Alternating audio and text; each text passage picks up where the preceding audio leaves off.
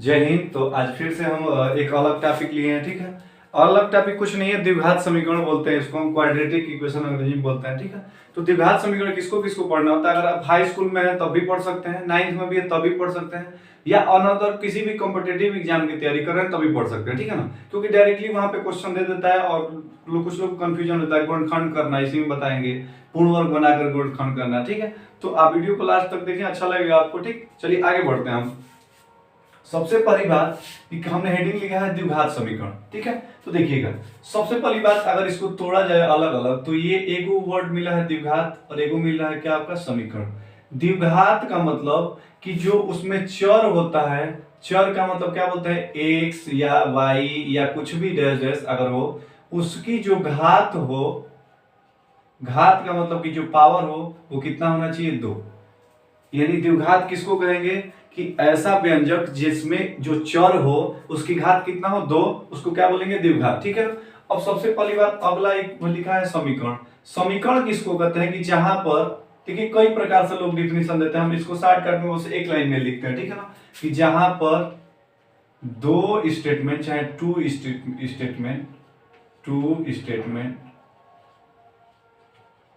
दो स्टेटमेंट आपस में क्या होते हैं, बराबर होते हैं, आपस में बराबर होते हैं।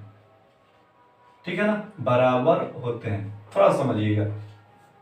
स्टेट देखिए, टू का मतलब दो, स्टेटमेंट का मतलब कथन,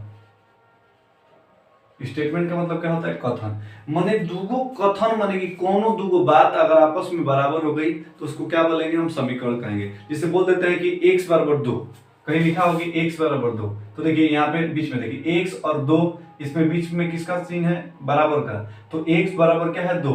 मैंने इसको एक समीकरण बोल सकते हैं कि नहीं, क्योंकि x का मान किसके बराबर दिया है, 2, तो बीच में बराबर का चिन्ह है ना, तो इसको क्या बोलेंगे हम, समीकरण। अब समीकरण में हमने क्या बोला है, द्विघात समीकरण, तो ध्यान से समझिएगा। अब द्विघात समीकरण किसको कहेंगे, अगर पूरे को हम मिला दे तो द्विघात समीकरण किसमें कहेंगे कि ऐसा समीकरण जिसमें जो चर राशि हो, जो x होता है उसकी घात कितना होना चाहिए, 2। ठीक है, ऐसा समीकरण जिसमें जो चर राशि होती है उसकी घात कितना होना चाहिए, 2। यानी चर राशि किस में हो सकता है, x रूप में हो सकता है। ठीक है ना, इसकी जो घात होनी चाहिए कितना होना चाहिए, 2 होना चाहिए। तो इस प्रकार के समीकरण को क्या बोलते हैं हम, द्विघात समीकरण।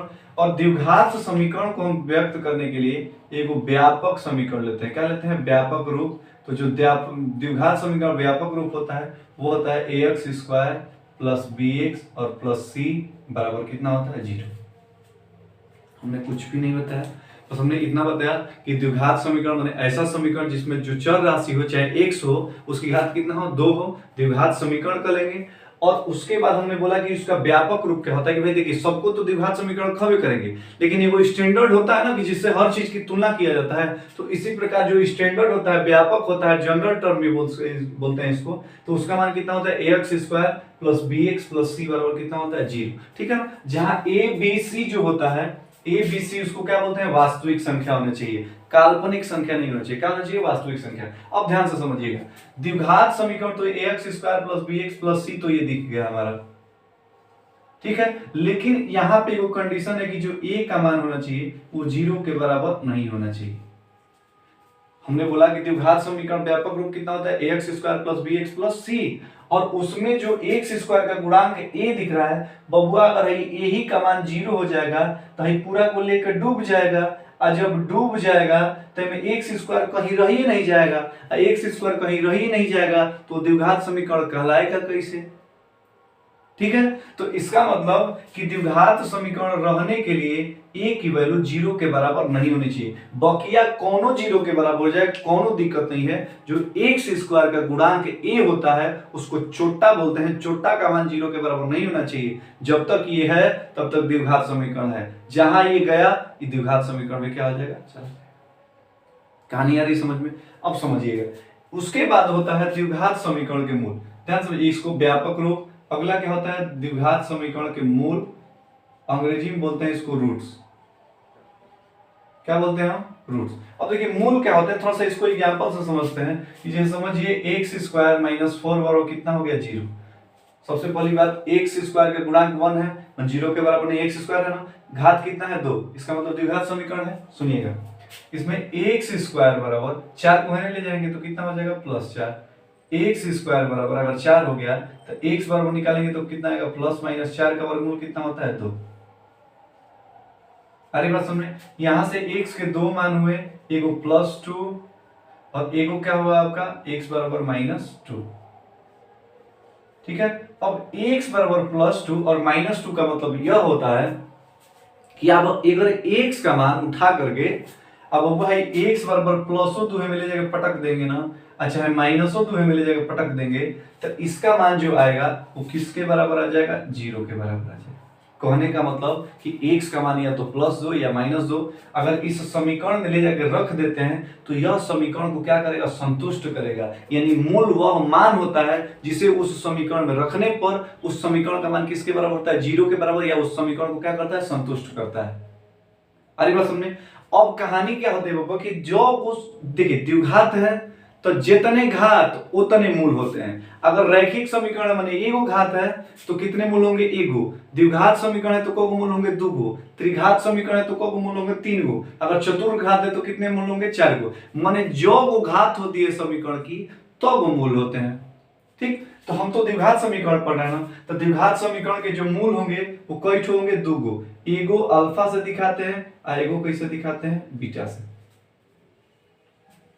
आरी बात समझ में, हमने बोला कि जो मूल होते हैं, मूल क्या होते हैं कि किसी समीकरण के मूल वह मान होते हैं जिसे उस समीकरण में रखने पर उस समीकरण का मान किसके बराबर होता है 0 के बराबर, या उस समीकरण को संतुष्ट करता है, मूल कहलाते हैं। जो वो घात होता है तो वो मूल होते हैं। हम द्विघात समीकरण पढ़े तो मूल कब होंगे 2 गो, एगो अल्फा और एगो क्या होंगे बीटा। ठीक है, आगे चलते हैं, समझिएगा इसको हम बिठा रहे हैं एकदम लाइन सीरियल वाइज चलना है। ठीक है ना, अब भाई मूल निकालने की विधि है, मूल निकालने की क्या होती है विधियां।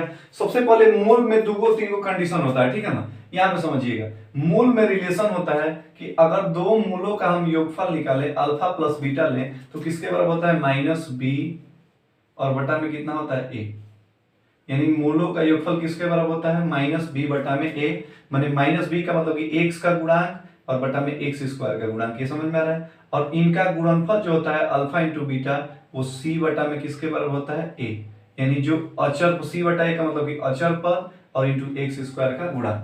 इतनी बातें आपको समझ में आ रही है।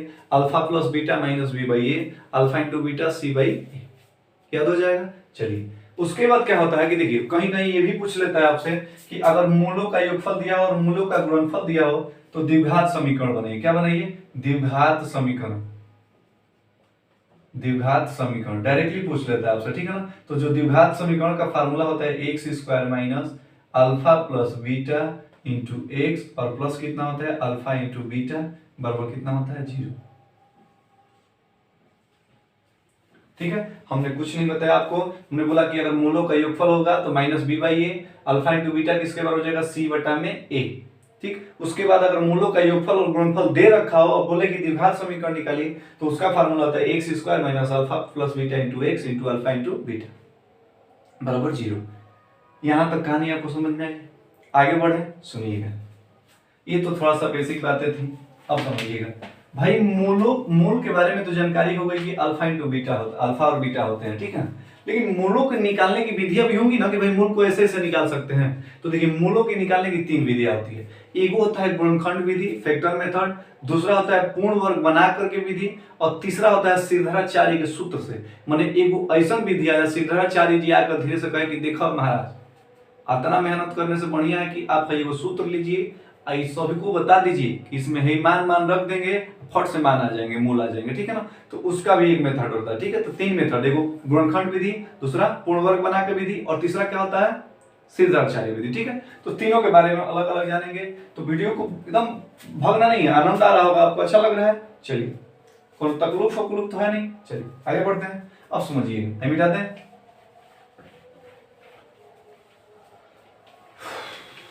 सुनिए। अब अगला जो है द्विघात समीकरण के मूल, तो मूल यानी रूट्स निकालने की विधि है, मूल निकालने की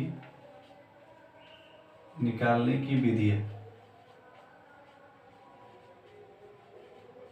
देखिएगा मूल निकालने की कितनी विधियां हो गई 3 ठो। एगो गुणनखंड विधि, गुणनखंड विधि, ठीक है। दूसरा पूर्ण वर्ग बना करके विधि, पूर्ण वर्ग बनाकर, और तीसरा जो था वो सिरधराचार्य सूत्र, सिरधराचार्य का सूत्र, या इसी का एक नाम दे देता है, अब इस पहले नहीं दिखता था, ठीक है, द्विघाती सूत्र भी बोलते हैं, द्विघाती सूत्र, ठीक है।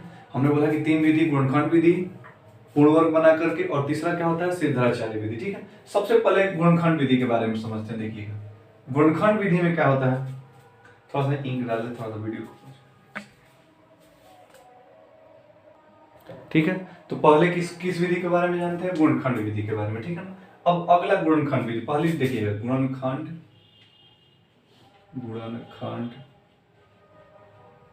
विधि, ठीक है। इन दोनों का नाम मिटा दे, तब तक इसके बारे में देखिए। सुनिए गुणनखंड विधि में होता क्या है, देखिए सबसे पहले किसका गुणनखंड करना था भाई, द्विघात समीकरण का। तो ax स्क्वायर प्लस bx और प्लस कितना हो गया c बराबर 0, ये इसका व्यापक रूप हो गया, ठीक है। अब कंडीशन क्या होता है कि गुणनखंड विधि का मतलब कि देखिए गुणनखंड करना है हमको, फैक्टर करना है, ठीक है। तो गुणनखंड करने से पहले क्या होता है, देखिए जो ये पहला पद दिख रहा है ना, इसको बोलते हैं वो आदि, एकदम समझते चलिए, इसको क्या बोलते हैं, आदि। और जो दूसरा टर्म दिख रहा है इसको क्या बोलते हैं हम, अंत, ठीक है। आदि पहला पद और दूसरा लास्ट वाला पद क्या कहलाता है, अंत, ठीक है। तो सबसे पहला कंडीशन ये जो देखिएगा है ना, शॉर्टकट में लिख रहे हैं, सबसे पहला कंडीशन आदि और अंत का क्या करते हैं, गुणा कराते हैं। आदि और अंत का क्या करते हैं, गुणा। इसका मतलब कि आदि का मान बोलिए कितना है, ax स्क्वायर, और गुणे अंत का मान बोलिए कितना है, c। जब गुणा कराएंगे तो कितना मिलेगा, ac और इंटू कितना हो जाएगा, x स्क्वायर। पहले वाले को और लास्ट वाले को गुणा कराते हैं, उसके बाद इसमें से क्या कर देंगे वो देखिए, एक टर्म देखिए ac एक दिख रहा है और एक क्या दिख रहा है, x स्क्वायर। ये दोनों को अलग करेंगे, ac को और x स्क्वायर को। ac अलग हो गया, x स्क्वायर क्या हो गया, अलग हो गया। हमने बोला कि पहले देखिए, पहले दोनों को बजा दीजिए, फिर क्या करिए, छोड़ाइए, ठीक है। पहले हमने इन दोनों को बजा दिया, ac x स्क्वायर है, फिर इनको क्या कर दिए, छोड़ा करके अलग कर दिए, वो बदतमीज तू है नहीं हट, ठीक है ना। अब पहले से पूछताछ करेंगे, पहले से पूछताछ का मतलब कि इसका गुणनखंड करते हैं, ध्यान समझिएगा। ac का क्या करते हैं हम, गुणनखंड करते हैं, ac का क्या करते हैं, गुणनखंड करते हैं। ac का गुणनखंड करके ऐसा मान चुनते हैं, ध्यान से समझिए, यही लाइन आपको इंपॉर्टेंट है, ऐसा मान चुनते हैं जिससे कि जोड़ने पर है बीच वाला उसको हमने कुछ नहीं किया है, या तो जोड़ने या घटाने पे क्या आ जाए, बीच वाला आ जाए। एक बार और बोल रहे हैं, सबसे पहले और लास्ट वाले को लड़ा दीजिए, लड़ा करके फिर अलग कीजिए, पहले वाले से पूछताछ करेंगे, उस पूछताछ का मतलब गुणनखंड होता है। गुणनखंड करेंगे तो हम ऐसा खंड ढूंढेंगे जिसको जोड़ने या घटाने पर बीच वाला आ जाए, और गुणा करने पर क्या आ जाए, फिर से ये वाला आ जाए, ठीक है। एक एग्जांपल लेके चलेंगे और आसानी से आपको समझ में आएगा। देखिए जैसे समझिए, x स्क्वायर प्लस कितना हो गया, ये हो गया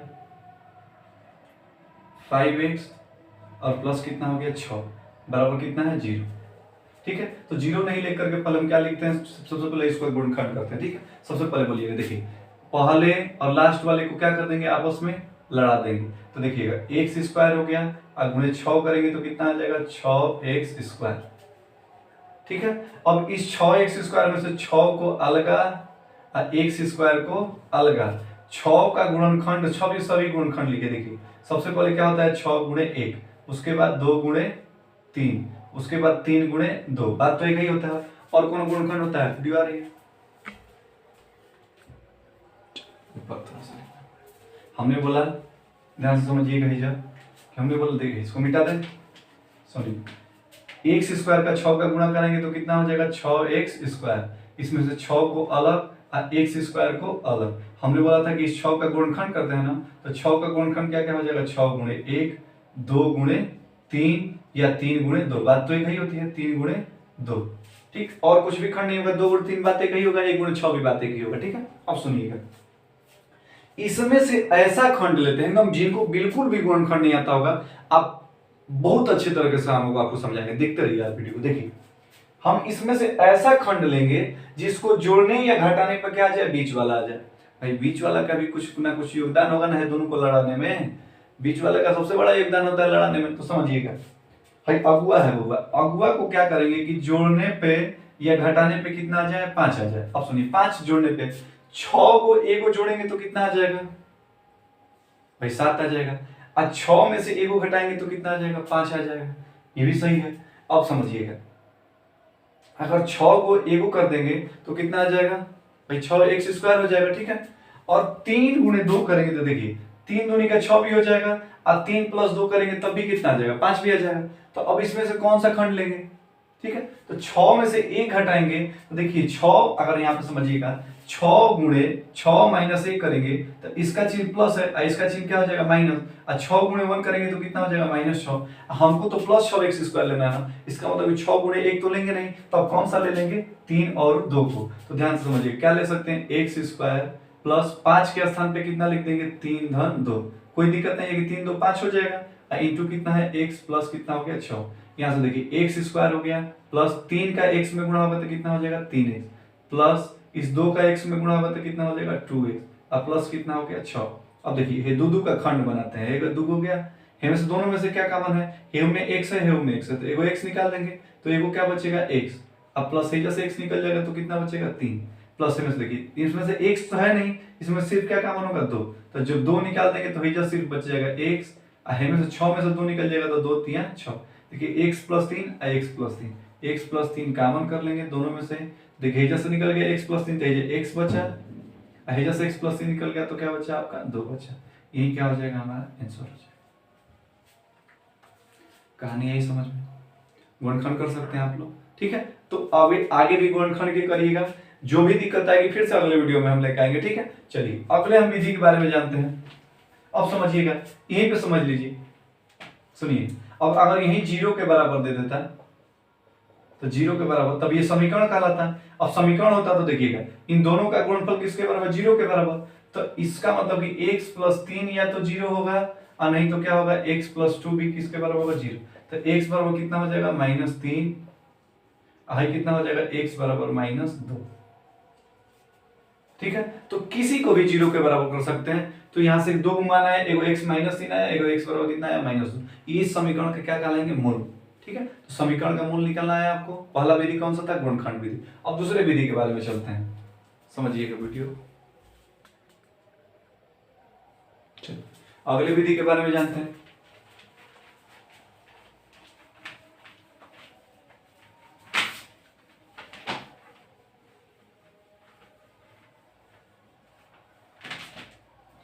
वीडियो कहीं पे समाप्त किया जाए, अगले विधि के बारे में अगले वीडियो में, ठीक है ना।